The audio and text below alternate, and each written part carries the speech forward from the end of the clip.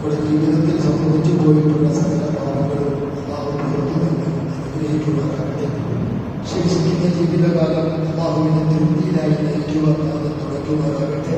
പരിശുദ്ധമായ ഹജ്ജ് കൊണ്ട് ഉംറ കൊണ്ട് സിയാറത്ത് കൊണ്ട് അള്ളാഹു നമ്മളെ അനുഗ്രഹിക്കുവാനാകട്ടെ. എല്ലാവിധ ദുനിയാവിന്റെ പരീക്ഷണങ്ങളിൽ നിന്നും അസ്വസ്ഥതകളിൽ നിന്നും അള്ളാഹു നമ്മെയും വേണ്ടപ്പെട്ടവരെയും എപ്പോഴും കാത്തിരക്ഷിക്കുവാനാകട്ടെ. നമ്മളിൽ നിന്ന് മരിച്ചുപോയവർ, പ്രത്യേകിച്ച് നമ്മുടെ പള്ളിയുടെ ചുറ്റുപാടത്ത് കബറടക്കപ്പെട്ടവർ, അള്ളാഹു അവന്റെ വിശാലമായ മഗ്ഫിറത്തിലും റഹ്മത്തിലും അവരെയും നമ്മളെയും ഒരുമിച്ച് കൂടി അനുഗ്രഹിക്കുവാനാകട്ടെ. പ്രിയപ്പെട്ട മുഅ്മിനീങ്ങളെ, മുഅ്മിനീൻ സല്ലല്ലാഹു അലൈഹി വസല്ലം തങ്ങൾ അവിടുന്ന് നമ്മളോട് പറയുകയാണ്, അള്ളാഹുവിന്റെ റസൂൽ വളരെ കർക്കശമായിട്ട് പറഞ്ഞു, എന്റെ സമുദായമേ, 3 വിഭാഗം ആളുകളുടെ പ്രാർത്ഥനയിൽ നിനക്ക് എതിരെ പ്രാർത്ഥിക്കുന്ന ഒരവസ്ഥ സംജാതമാകാതെ നീ സൂക്ഷിച്ചു കൊള്ളണം.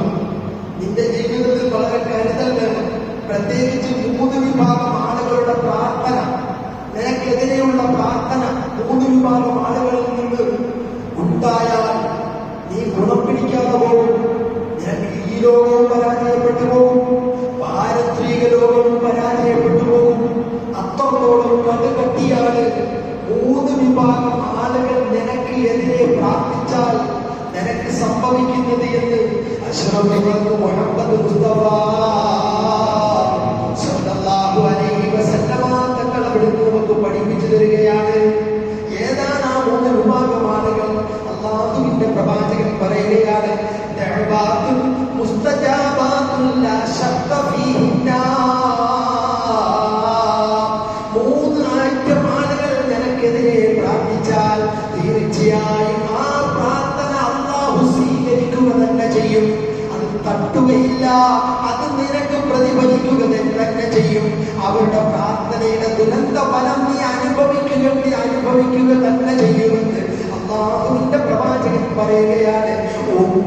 അല്ലാഹുവിന്റെ പ്രവാചകൻ പറയുകയാണ്, ദഅവത്തുൽ വാലിദീൻ,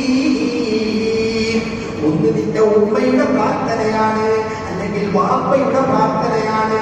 നിന്റെ ഉമ്മ നിനക്കെതിരെ പ്രാർത്ഥിച്ചാൽ, അല്ലെങ്കിൽ വാപ്പ നിനക്കെതിരെ പ്രാർത്ഥിച്ചാൽ, വാപ്പ മകനെതിരെ പ്രാർത്ഥിച്ചു, അല്ലെങ്കിൽ